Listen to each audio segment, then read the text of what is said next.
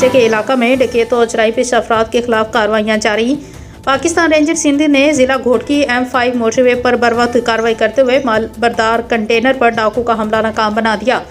कार्रवाई के दौरान कंटेनर और अमले को कच्चे के मुसल्लह डाकू के हाथों अगवा होने की कोशिश नाकाम बना दी गई। तफसीलात के मुताबिक पाकिस्तान रेंजर सिंध को खुफिया मालूमात पर इतला मिली कि 7 से 8 मुसल्लह मुलजमान कच्चे के एरिया में रोंती नेक मोड़ बराह रास्त बच्चू बंद से M5 मोटरवे पर माल बरदार कंटेनर पर सवार ड्राइवर और अमले को अगवा करने की कोशिश कर रहे हैं। इतला मिलते ही पाकिस्तान रेंजर सिंध के पेट्रोलिंग पर मामूर मोबाइल मौके पर पहुंच गई।